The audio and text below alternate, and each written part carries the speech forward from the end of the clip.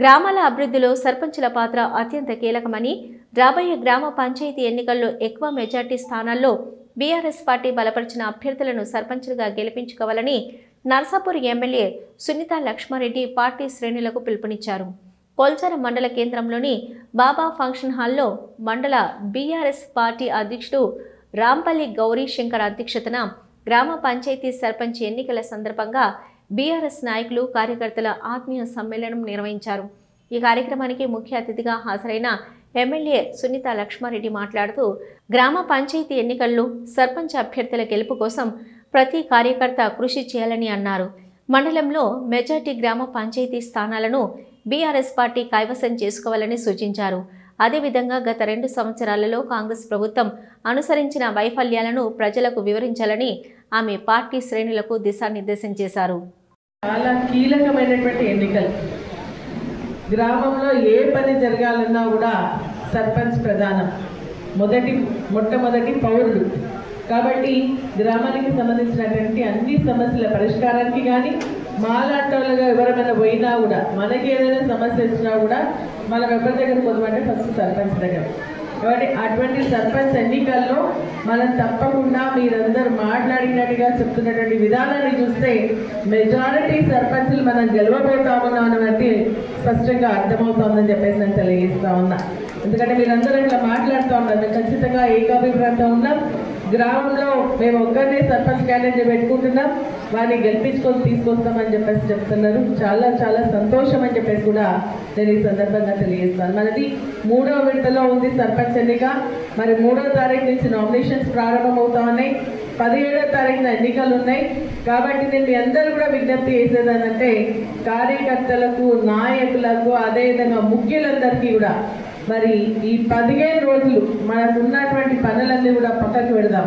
కోతలు ఉండే మొన్నటి వరకు, కానీ కోతలు కూడా అయిపోయినాయి. మరి పక్కకు పెట్టి మన క్యాండిడేట్ ఒక గెలుపు కోసం అహర్నిశలు కృషి చేద్దామని చెప్పేసి కూడా నేను ఈ సందర్భంగా తెలియజేస్తా ఉన్నాను. ఏదైనా గ్రామంలో మరి ఇండివిజువల్ అంటే ఒక క్యాండిడేట్ రాకపోయినట్టయితే మన మండల్ టీం కూడా ఆ గ్రామాలకు తిరిగి ఏకాభిప్రాయం వచ్చే విధంగా ప్రయత్నం చేస్తామని చెప్పేసి కూడా నేను తెలియజేస్తాను. మీ అందరికీ నేను విజ్ఞప్తి చేస్తుంది ఒకటే, ఈరోజు ఏంటంటే కాంగ్రెస్ పార్టీ కుయుక్తులు పడుతుంది.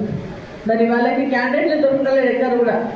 మనం చాలా స్ట్రాంగ్గా ఉన్న, బలంగా ఉన్న గ్రామాల్లో మరి అందుకనే ఈరోజు ఏం చేస్తున్నారంటే మన దగ్గర పోటీతత్వం ఎక్కువ ఉంది. చాలా మంది నాయకులు ఉన్నాం, కార్యకర్తలు ఉన్నాం. మరి రిజర్వేషన్ అనుకూలంగా కలిసి వస్తుంది కాబట్టి మాకు సర్పంచ్ చేయండి, మాకు వడ్డోళ్ళు అని చెప్పి అడుగుతున్నారు. అడగడంలో ఇక్కడ కూడా పొరపాటు. ప్రతి ఒక్క బీఆర్ఎస్ కార్యకర్తకు, అలాగే మన ప్రియతమ నాయకురాలు, ఉక్కు మహిళ, ఎక్కడైనా కష్టం ఉన్నా కూడా ఏ రాత్రి అయినా ఒక్క ఫోన్ కొట్టిందంటే పని చేసి పెట్టే వ్యక్తిత్వం ఉన్న మేడం దొరకడం మన అదృష్టం.